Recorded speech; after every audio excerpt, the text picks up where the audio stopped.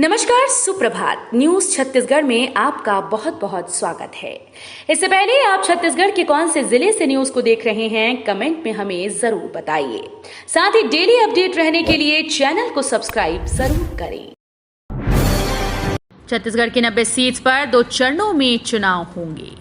छत्तीसगढ़ में 2 चरणों में विधानसभा चुनाव कराए जाएंगे। राज्य में मतदान की तारीखें घोषित कर दी गई। राज्य में 7 और 17 नवंबर को मतदान कराया जाएगा। वोट्स की गिनती 3 दिसंबर को कराई जाएगी। पहले चरण के चुनाव के लिए अधिसूचना 13 अक्टूबर को जारी की जाएगी। छत्तीसगढ़ हाईकोर्ट में निकली बंपर भर्ती, ऐसे करें आवेदन। छत्तीसगढ़ में युवाओं के लिए सुनहरा अवसर है। छत्तीसगढ़ हाईकोर्ट में करियर बनाने के इच्छुक उम्मीदवारों के लिए महत्वपूर्ण अवसर हो सकता है। हाईकोर्ट में कोर्ट मैनेजर के 14 रिक्त पदों के लिए आवेदन मांगे जा रहे हैं। इन पदों के लिए योग्य उम्मीदवारों से ऑफलाइन आवेदन 19 अक्टूबर तक स्वीकार किए जाएंगे। छत्तीसगढ़ी फिल्मों के मशहूर एक्टर अनुज शर्मा लड़ेंगे चुनाव। छत्तीसगढ़ के मुख्य विपक्षी दल भारतीय जनता पार्टी ने राज्य विधानसभा चुनाव के लिए सोमवार को 64 सीट्स के लिए अपने उम्मीदवारों की घोषणा कर दी है, जिसमें पार्टी के 3 सांसद और 11 विधायक शामिल हैं। इसके अलावा छत्तीसगढ़ी फिल्मों के मशहूर एक्टर अनुज शर्मा को भी बीजेपी ने टिकट दिया है। जिले में सिंचाई सुविधाओं का होगा विस्तार। धान की खेती करने वाले किसानों को मिलेगा फायदा।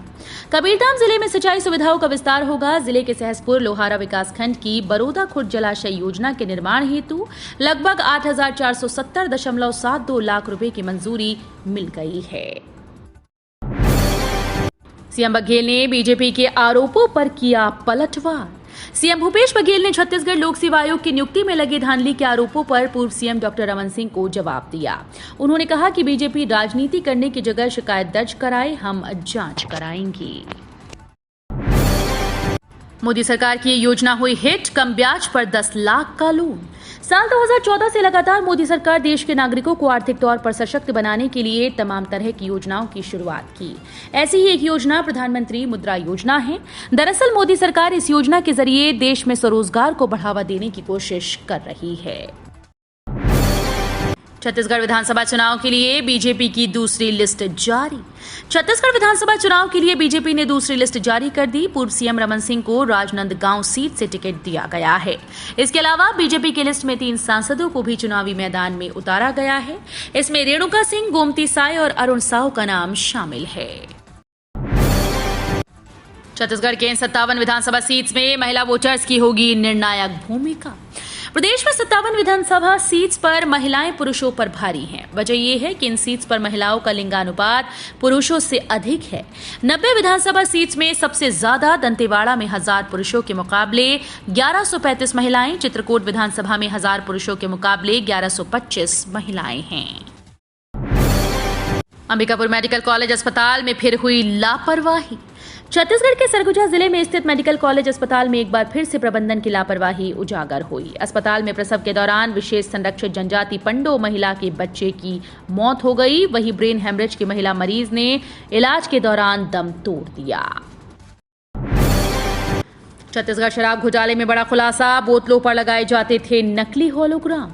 ईडी ने छत्तीसगढ़ हाईकोर्ट में पेश किए गए दस्तावेज में इस बात का राजफाश किया कि 2000 करोड़ रुपए से अधिक के शराब घोटाले में प्रदेश में बड़े पैमाने पर नकली होलोग्राम की आपूर्ति की गई थी।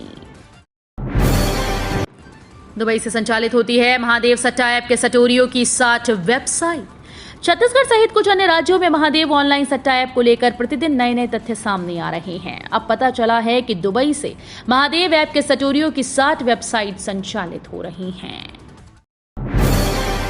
छत्तीसगढ़ में बीजेपी सत्ता में आई तो ये हो सकते हैं सीएम का चेहरा।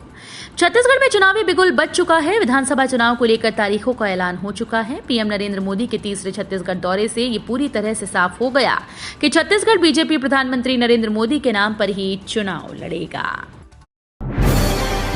चुनाव ऐलान के बाद रमन सिंह का दावा, कहा बस्तर में उल्टा नजारा होगा। छत्तीसगढ़ में विधानसभा चुनाव का बिगुल बज गया। राज्य में 2 चरणों में मतदान होगा। इसके बाद 3 दिसंबर को बाकी 4 राज्यों के साथ नतीजे आएंगे। पहले चरण में 20 विधानसभा सीट्स पर मतदान होगा। ये सभी विधानसभा सीट नक्सल प्रभावित क्षेत्र में हैं।